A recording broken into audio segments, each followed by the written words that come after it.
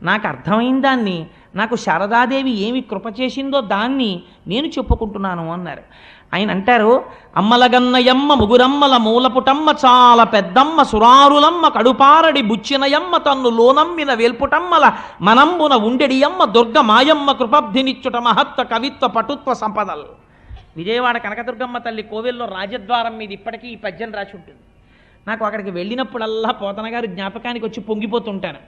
ఆయన అంటారు, అమ్మలగన్నయమ్మ ముగురమ్మల మూలపుటమ్మ. ఈ పద్యం పైకి ఒకలా కనపడుతుందండి, కానీ మీకు నేను ఒక రహస్యం చెప్తున్నాను ఇవాళ.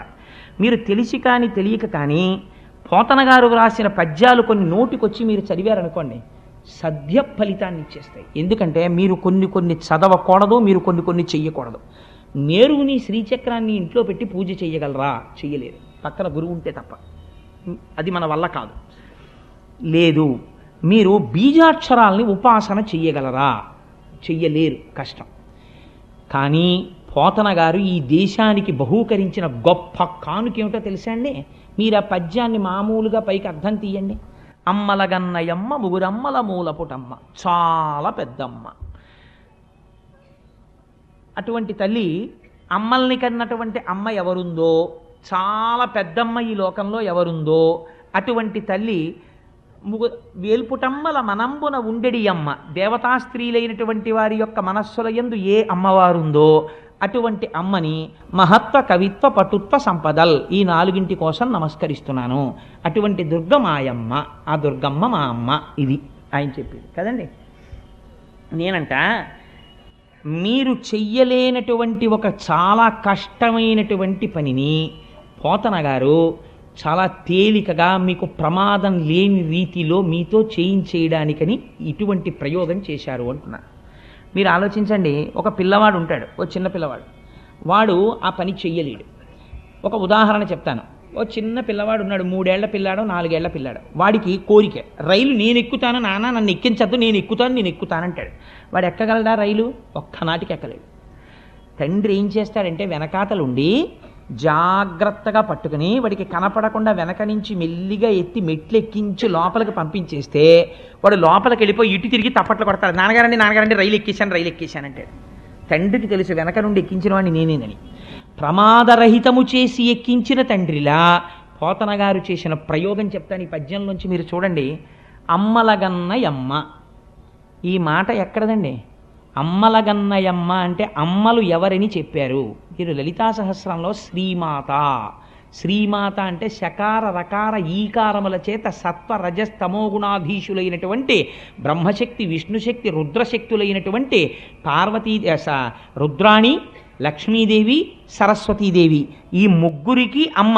ఈ 3 శక్తులను త్రిమూర్తులకు ఇచ్చినటువంటి పెద్దమ్మ అమ్మ ఎవరున్నదో ఆయమ్మ అంటే లలితాపరాభట్టారికా స్వరూపం.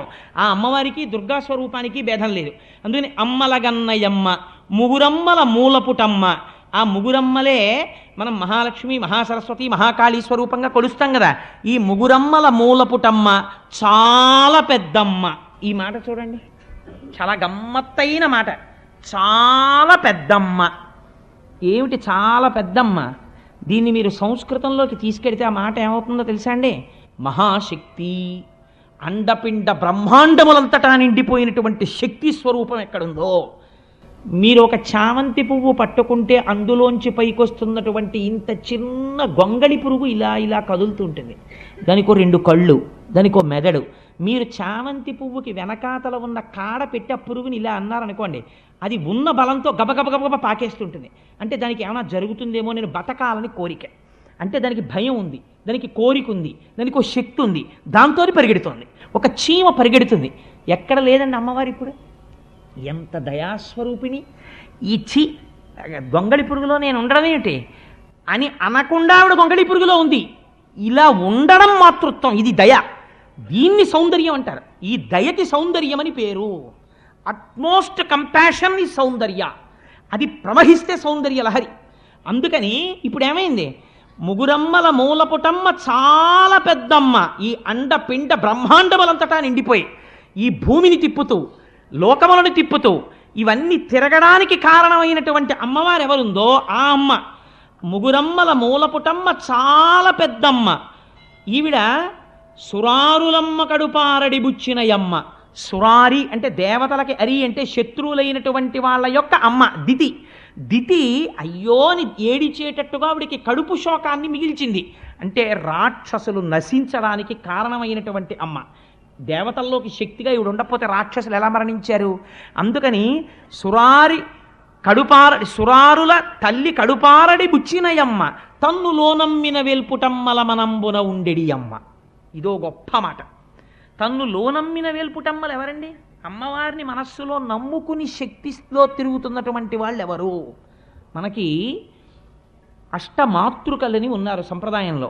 వాళ్ళని మనం 8 పేర్లతో పిలుస్తూ ఉంటాం. బ్రాహ్మి, మహేశ్వరి, మహాలక్ష్మి, వైష్ణవి, మహేంద్రి, చాముండి, కౌమారి, వైష్ణవి, ఇలా 8 దేవతలు ఉన్నారు. వీళ్ళని అష్టమాతృకలని పిలుస్తారు. ఈ అష్టమాతృకలు కూడా శ్రీచక్రంలో దేవతలుగా ఉంటారు. వీళ్ళు నిరంతరము అమ్మవారిని లోపల కొలుస్తూ అమ్మవారి వలన శక్తిని పొంది మనని ఉద్ధరిస్తుంటారు. ఈ 8 మనం కొలుస్తూ ఉంటాం. రక్తాంబరాం రక్తవర్ణాం రక్త సౌభాగ్య సుందరాం వైష్ణవీం శక్తిమద్భుతాం అంటారు దేవి భాగవతంలో వ్యాస భగవానుడు. ఈ 8 శక్తినిచ్చినటువంటి అమ్మవారెవరో ఆవిడ వేల్పుటమ్మల మనంబున ఉండెడి అమ్మ దుర్గమాయమ్మ. ఈ దుర్గమ్మ ఉందే లలితాపరాభట్టారిక, ఆ అమ్మ మాయమ్మ. ఇప్పుడు ఏం చెయ్యాలి? నాకు కృపాబ్ధినిచ్చుట, నాకు దయతో ఇవ్వాలి. నాకు అర్హత ఉందని ఇవ్వక్కర్లేదు, నాకు ఇచ్చేయాలి దయతో. ఏమిటివ్వాలి? మహత్వ, కవిత్వ, పటుత్వ సంపదల్. మీరు సాధారణంగా అమ్మవారికి శాక్తే